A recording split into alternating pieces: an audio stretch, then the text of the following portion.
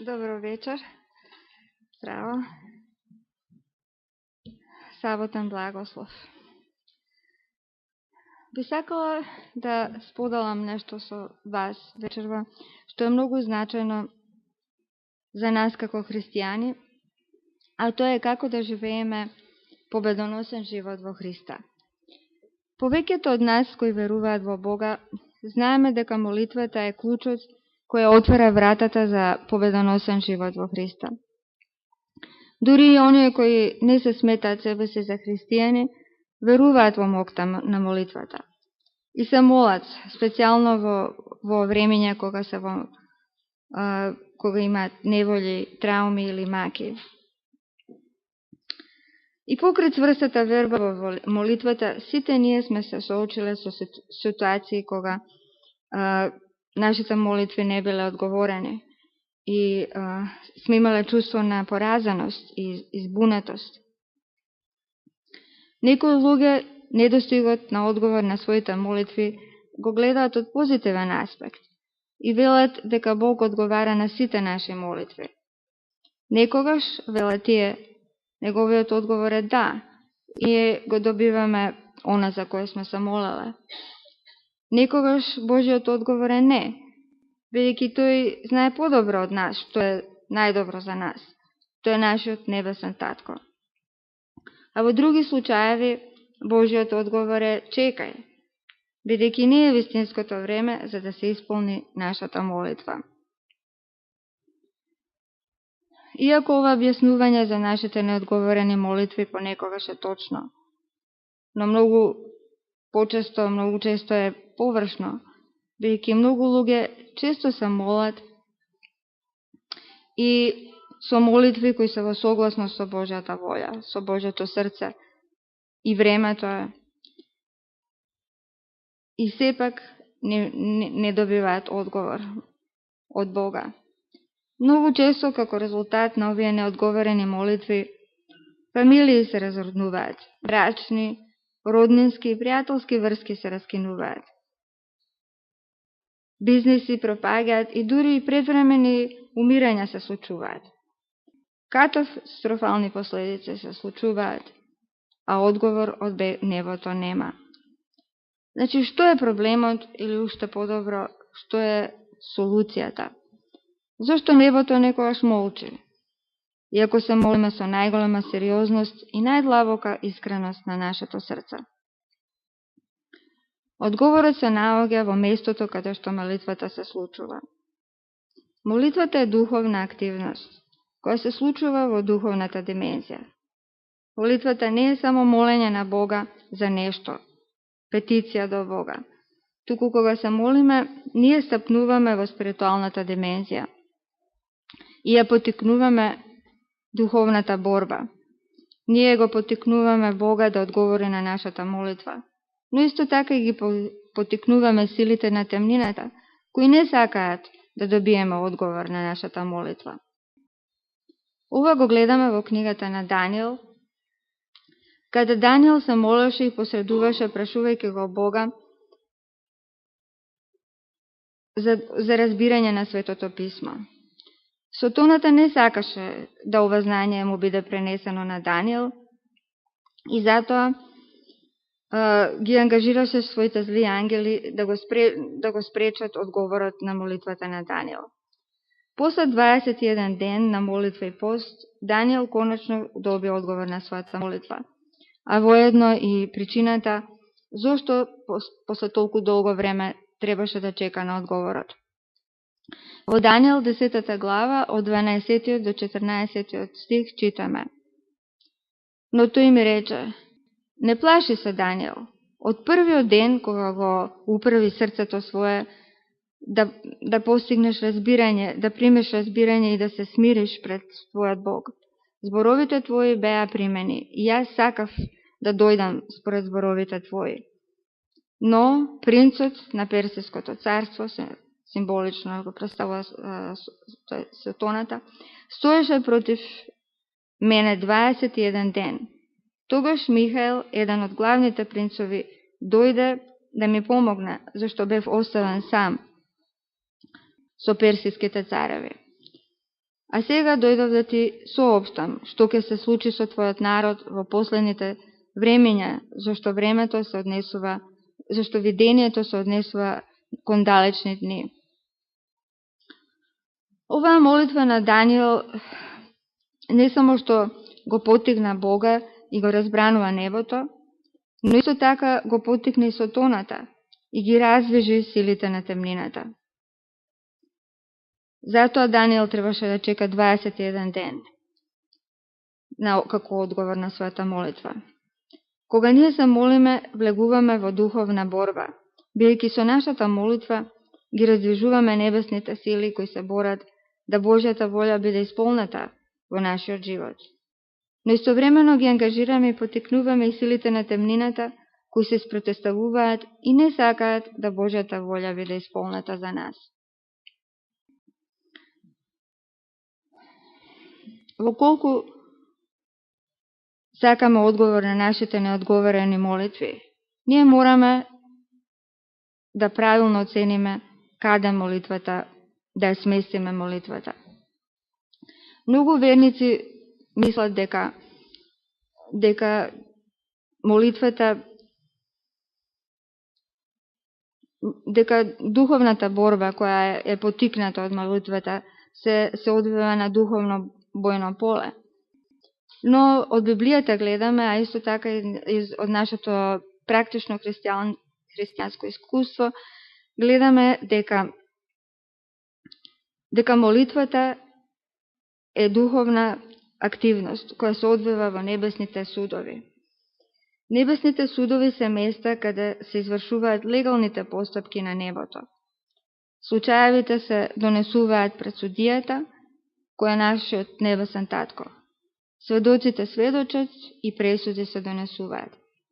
Ние согледуваме како работат небесните судови и како се донесуваат пресуди во Библијата и во Стариот и во Новиот Завет.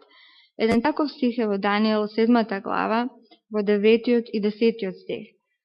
Гледав како престолите беа поставени и праведниот седна. Облеката му беше бела како снег, влакната на косата како чиста волна, а неговиот престол како огнени пламења и колцата како жарен оган. Огнена река течеше, извираше пред него, илјади по илјади му служаа, 10.000 по 10.000 стоја пред него. Судот седна и книжните свитоци се отворија. Ова е детален опис на небесниот суд во Даниел 7 глава. Во небесните судови се принесуваат петиции, обвиненија, се презентираат докази и аргументи, исто како што се преземаат и презентираат и во земските судници. Легалните системи на нашето општество, кои нас не се познати, не се појавија случајно. Тие не се измислени од луѓето. Концептите за правда, закон, судови и легални пресуди постојаа првобитно на небото и нашето општество низ милениумите ги копираше и се учеше од нив. Нашите модерни легални системи се моделирани спрема небесните судови.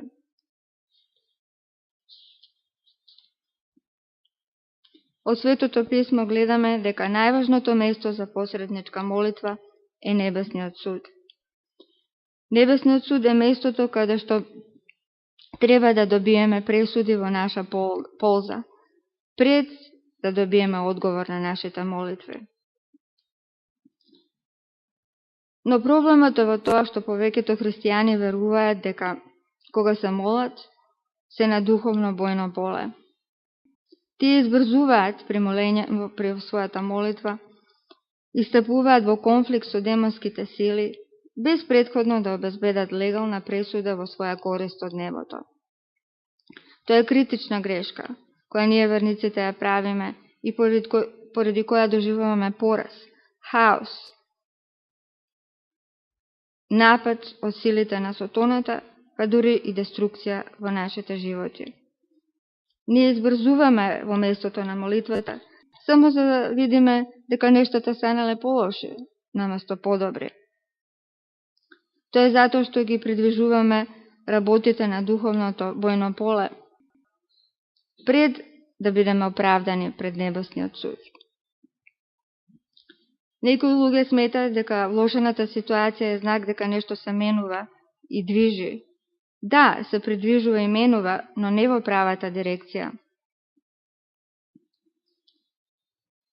Се тоа се случува бидејќи не сме добиле легална пресуда од Бога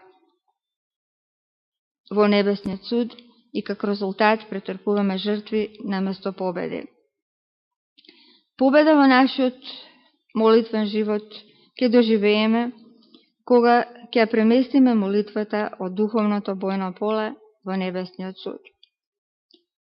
Во Откровението 19 глава 11 стих читаме: како нашиот Спасител Јешуа Хамашија Исус Христос му престапува на ова. И го видов небото отворено и ете конј бел.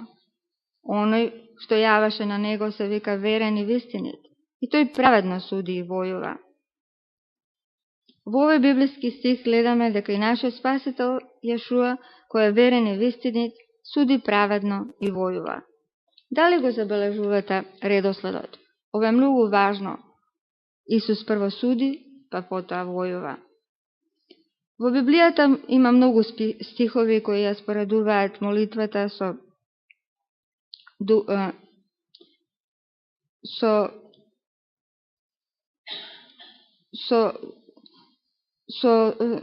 судница, со судска активност. Тоа значи дека се донесуваат одлуки и пресуди. И тие кои одлуки, пресуди и молби се донесени во врска со некои ситуации во судска атмосфера, во судница. Како резултат на оваа судска активност што тече од небеската судница, доаѓа до спиритуална борба. Ние мораме да се научиме да се молиме врз база на судењата, одлуките и пресудите кои се донесени од небесниот суд. Да се впуштиме во духовна борба без пресуда или судење во небесниот суд, значи да се доживее сигурен пораз, па дури и сатански напад. Ние мораме да научиме како да ги добиеме овие легални пресуди од небото, кои не возможуваат да добиеме одговор на нашите молитви и да го оствариме Божиот план за себе. Нашиот пример во се, Спасителот Јешуа Хамашија, зборуваше за молитвата од аспект на судница. Во Библијата гледаме многу споредби на нашиот молитвен живот со спиритуална борба која се одвива на духовното бојно поле. Но Исусовото учење во врска со молитвата во Матеја 6 глава и Лука 11 глава гледаме дека Исус никогаш не ја смести молитвата на духовното бојно поле. Тој велеше дека Бог е наш небесен татко и не поучуваше да му пристапуваме во нашите молитви како на татко и како на наш најблизок пријател. Исус му се обраќаше на Бога во својата молитва со Аба, татко или татенце. Сепак, кога беше запрашан како да се молиме, Исус никогаш не рече дека кога се молиме, ние сме на духовно бојно поле. Напротив, тоа смести молитвата во судница. Така гледаме во Лука 18 глава, од 1 до 8 стих. Исус ни раскажува за една вдовица која бара правда во судот. Тогаш ни кажа парабола за тоа дека секогаш треба да се молат да не паѓаат со духот. И рече, во еден град имаше судија кој од Бога не се плашеше, нити од луѓето се срамуваше. Во истиот град живееше една вдовица и доаѓаше кај него велејќи: заштити ме од мојот противник. Но тој за долго време не кеше. Најпосле си рече во себе: иако од Бога не се плашам и од луѓето не се срамувам, но бидејќи оваа вдовица не ми дава мир, ќе ја заштитам, за да не доаѓа веќе и да не ми додава. И рече Господ: чујте што земјава, што зборува неправедливиот судија. Та Бог ли нема да ги заштити своите избраници, што викаат кон него дење и ноќе? Макар и да забави, ви велам ќе ги заштити набргу. Но Синот човечки, кога ќе дојде, ќе најде ли вера на земјата? Исус објавил, јасно е од овие стихови, дека кога се молиме, ние влегуваме во судница.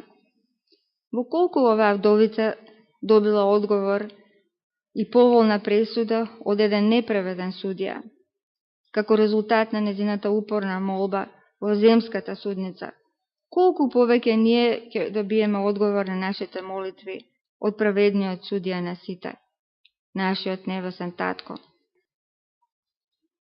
Исус ја раскажа оваа приказка за да не обхрабри, да не се откажуваме и да бидеме истрајни во молитвата.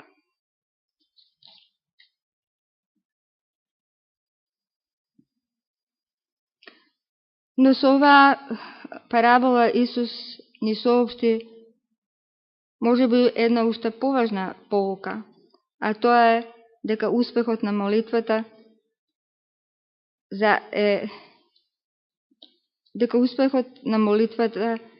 зависи од тоа каде се одвива, дека молитвата е активност која се одвива во судница.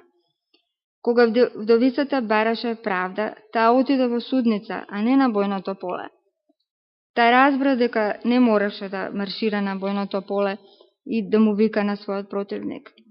Неа само и требаше легална пресуда од судот. Сушност, таа никогаш и не му се обрати на својот противник, ниту пак зборуваше со него. Таа зборуваше само со судијата. Кога вдовицата продолжи со своите молитви пред несправедливиот судија, тој конечно попушти и издаде праведна пресуда.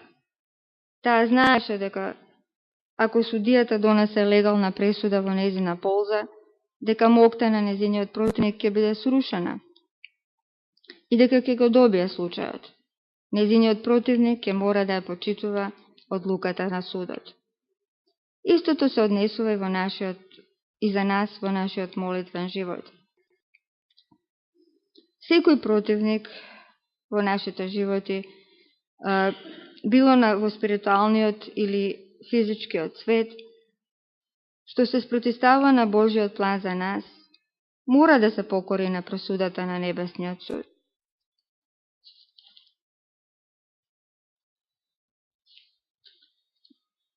Нема потреба викаме, да врискаме или да го проколнуваме нашиот непријател. Се што ни е потребно е легална пресуда од Небесниот суд и борбата е завршена. Победата е извојувана. Ние тогаш можеме да ја примениме во сила пресудата која била донесена. Откако легалноста е воспоставена, ние сега можеме да ги објавиме декретите и да се повикаме на Божите ветувања за нас. Во Библијата, не целата Библија, како во Стариот и во Новиот Завет, гледаме дека Бог, нашиот небесен татко, е судија во овие небесни судови. Така во Псалмот, во 9-тиот псалм, во 4-тиот и 8-тиот стих читаме: бидејќи донесе пресуда за мене и ме одбрани, седна на престолот свој судија праведен. Тој ќе суди на вселената по правда, на луѓето ќе им суди и ќе му биде Господ, прибежиште на сиромавиот, помошник во прво време на неволја. Гледаме од овие стихови дека Бог е судија, праведен, но истовремено и милосрден. Но во небесните судови исто така имаме и обвинител, а тоа е Сотоната. Во Откровение 12 глава, 10-11 стих, читаме дека Сотоната не обвинува дење и ноќе пред Бога. И чув силен глас на небото како зборува: сега дојде спасението и силата и царството на нашиот Бог и власта на неговиот помазаник, зашто е отфрлен обвинителот на нашите браќа, кој ги обвинуваше Бога дење и ноќе. Од овие стихови гледаме дека Сотоната е пред Божиот престол, презентирајќи докази против нас и обвинувајќи не пред небесниот суд дење и ноќе. Но не треба да се плашиме. бидејќи во небесните судови имаме и бранител. Тој е нашиот спасител, Исус Христос. Низ Библијата го гледаме Исуса опишан не само како спасител, туку како и наш легален адвокат и бранител. Во 1 Јованова, 2 глава, 1 стих читаме: Дечиња мои, ова ви го пишувам за да не сгрешите. Иако некој сгреши, имаме застапник при Таткото, Исуса Христа, праведниот. Во Захарија 3 глава, 1 стих читаме дека Сотоната е представен како наш обвинител, кој не обвинува пред небесниот суд. Потоа ми го покажа Исусов првосвештеникот, кој стоеше пред Господовиот ангел, и Сотоната исто така му стоеше од десно за да го обвинува.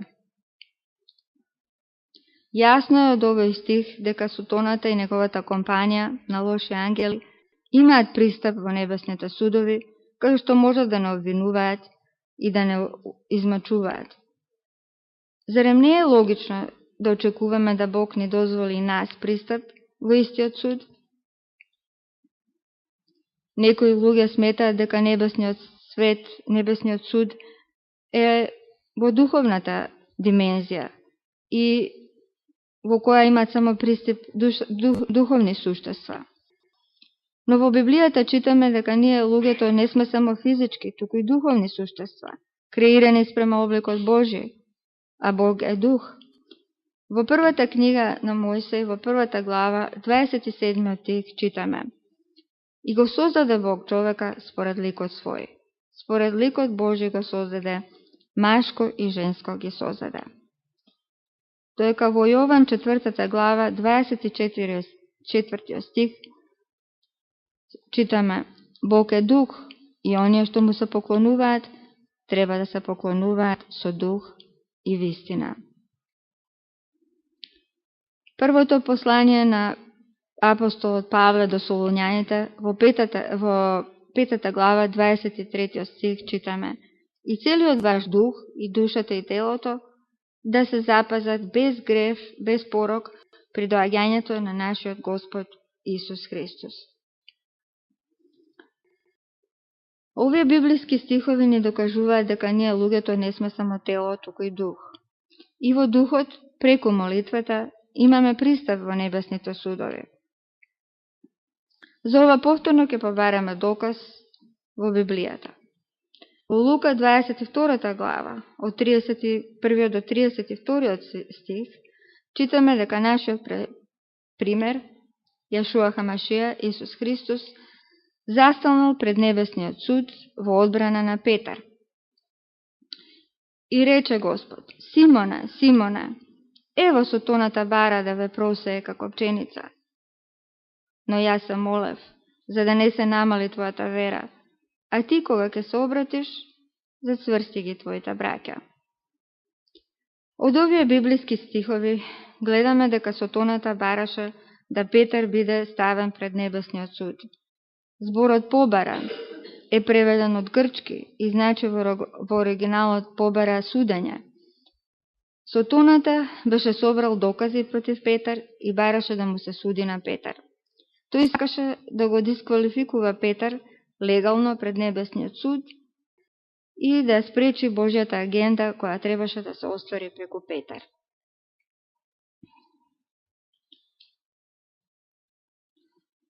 Сигурно многумина мислат дека Петар беше одбран пред небесниот суд, бидејќи Исус се молеше за него. Но треба да се свати нешто што е многу важно, а тоа е дека ова молитва на Исус се случи пред Исус да биде распнат на крст, да умре, пред да биде закопан и пред да воскресне и да се вознесе на небото. Со други зборови, ова се случи пред да Исус ја извојува својата победа над силите на злото и ја заземе својата позиција во небесните судови. Тоа што Исус го направи за Петар, го направи како смртен човек. Кога Исус се молеше за Петар, тој не се молеше за него како Бог, туку како смртен човек. Во Филипјаните 2 глава од 5 до 11 стих ни покажува дека Исус живееше на земјата како смртен човек. Бидејќи вие треба да ги имате истите мисли што ги има Исус Христос, кој иако имаше обличе Божје, сепак не се држеше многу до тоа што е еднаков со Бога, но сам себе се понизи, откако зеде обличе на слуга и се изедначи со луѓето, и по вид се покажа како човек. Сам себе се смири, откако стана послушен дури до самата смрт, и тоа смрт на крст. Па затоа и Бог високо го издигна и му даде име, што е над секое име, да во името на Исуса да ги преклони колената на се што е небесно, земно и подземно, и секој јазик да исповеда дека Исус Христос е Господ, за слава на Бога Отецот.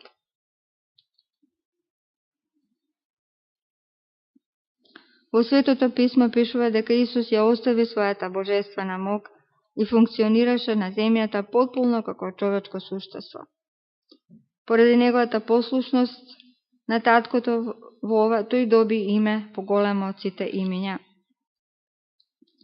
Во колку Исус ја употребеше својата божествена мок, доека живееше на земјата, макар и само еднаш, тој ќе го изгубеше правото да биде наш спасител. Ова е причината што Сотоната го искушуваше Исуса во пустината. Тоа го гледаме во Матеја 4 глава 3 стих. Тој рече: ако си син Божи, претвори ги овие камења во леб. Сотоната знаеше дека ако Исус тогаш ги искористи своите божествени сили и ги претвореше камењата во леб, тоа се ќе пропаднаше, а Исус тоа можеше да го направи.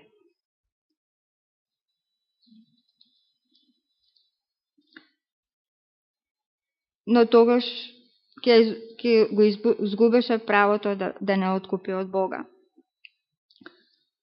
Како Исус живееше на земјата и го правеше се она за кое е пишувано во Библијата, ако не ја користеше својата божествена мок? Тој живееше не само како Бог, тој живееше не како Бог на оваа планета, туку како човек исполнет со Бога. Тој никогаш не направи ниедно од чудата запишане во Библијата без да биде исполнет со Светиот Дух. Живееше точно на оној начин на кој ние треба да живееме, исполнети со Свети Дух, не како богови, туку како луѓе исполнети со Бога. Ова е многу важно во врска со молитвата на Исус за Петар. Исус не посредуваше во небесниот суд, ниту како првосвештеник, ниту како Бог. Неговата молитва за Петар беше молитва на човек исполнет со Бога, под влијание на Светиот Дух. Со други зборови, тоа што Исус го направи за Петар, и ние можеме да го направиме. Поради молитвата на Исус, Петар не беше дисквалификуван, туку квалификуван за својата судбина во Бога. Исто така, како Исус што застана во небесниот суд, ја обезбеди судбината на Петар, така и ние можеме да застанеме пред небесниот суд и во духот, во молитва и да обезбедиме нашата судбина, како и судбината на нашите блиски и драги и судбината на други кои се поврзани со нас.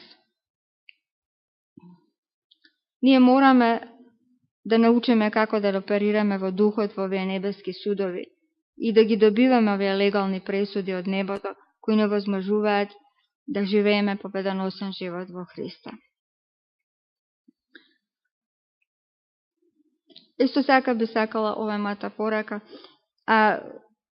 што Бог ми ја даде за вас. Но исто така би сакала да го споделам моето искуство, ако има време.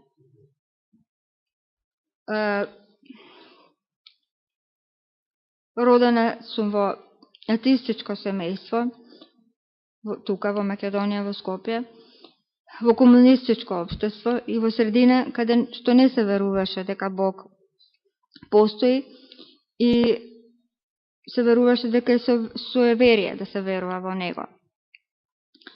Но дедо ми беше свештеник, исто така и баба ми веруваше во Бога. И уште кога бев многу мала, тие ми раскажуваа приказки за Исус, за неговиот живот, како одеше на секаде, правеше добро, лечеше, ги подигаше луѓето од кал, ги храбраше. И така се заљубив во неговиот карактер, во неговата личност, неговата добрина, несебишност и пожртвуваност. И бев само 6 години кога го дадов своето срце на Исус. Тоа беше прва љубов, но длабока. Иако средината животот често ме одлекува од оваа прва љубов, секогаш повторно се враќав и повторно се со поголема увереност дека нема ништо повредно во мојот живот од неа. Кога бев тинејџер, како и многу тинејџери, таа љубов оладна и верата во Бога бледееше. Бев околу 20 години кога имав една голема криза во животот, во која никој од моите блиски не можеше да ми помогне. Тогаш се сетив на Исус и својата прва љубов. Се молев и плачев. Боже, помогни ми. Ми беше тешко што ја изгубив ова нешто најскапоцено нешто. Ова прва љубов, нешто најдраго во мојот живот, поради безвредни, површни, беззначајни нешта. Токму во тој период од мојот живот, Господ ми ја посочи оваа црква. Еден ден така чекорев сама и бев тажна и се молев. Бидејќи долго пешачев, бев уморна и седнав еден камен да се одморам. Тој камен беше пред универзалната сала. Во близина беше еден човек и ме праша што ми е. Немам обичај да зборувам со непознати луѓе, но толку бев очајна и плачев и заборавив на тоа правило. Му реков дека барам помош од Бога и го прашав дали знае за некоја црква каде го познаваат Бога. Тој човек, што денеска мислам дека можеби беше ангел, ми рече дека има многу такви цркви и ми посочи во повеќе праси. Но има една рече каде што пеат и го слават Бога со песна. Од секој сум сакала музика и песна и одлучив да одам во правецот што ми го покажа. Така дојдов до оваа црква, точно оваа црква кај што вие седите. Влегов и на зидот пишуваше библиски стих од Матеја 11 глава, 28 стих. Дојдете кај мене сите кои сте изморени, натоварени, јас ќе ви дадам одмор, ќе ве успокојам. Кога го прочитав, се осетив дека повторно ја најдов својата прва љубов. Еден огромен терет ми падна од срцето. Верниците ме прашува кој ме пратил во оваа црква и дали знам некого во оваа црква. Се чудеа кога им реков дека не познавам никого и дека Бог ме прати. Тие многу ми помогнаа да уште повеќе го запознам и засакам Исус низ проучувањата на Библијата. И ете така решив преку крстевање да свечено му го предадам животот на Исус и никогаш повеќе да не се одвоам од својата прва љубов. Животот и понатаму имаше тешкоти, но сега имав кому да ги кажам своите неволи и каде да го носам својот товар. Исус секогаш ми беше близок. Покасно се омажив и мојот сопруг ја поддржа мојата вера во Исуса. Поради некои ситуации во нашиот фамилијарниот живот, ние решивме да се проселиме во Америка. Прво отиде мојот сопруг, а потоа планот беше да јас набрзо го следам. Но работите не се одвиваат секогаш според планот. Година дена помина и јас се молев да добијам виза. Повеќе пати одев и во амбасадата и ми рекоа дека не можам да добијам виза. Мојот сопруг исто така од своја страна се правеше да добијам виза, но без успех. Еден ден, после година дена на неуспешни обиди, Една сестра од нашата црква, која вие многу добра знаете, тоа е Мелита, ми предложи еднаш неделно да се молиме и постиме, за јас да добијам одговор на мојата молитва, да добијам виза. Интересно е дека не помина ни недела дена, како добивме одговор на нашата молитва, иако претходно една година цела ништо не се случи. Еден пријател на мојот сопруг, колега кој работеше во металскиот завод Тито, отишол на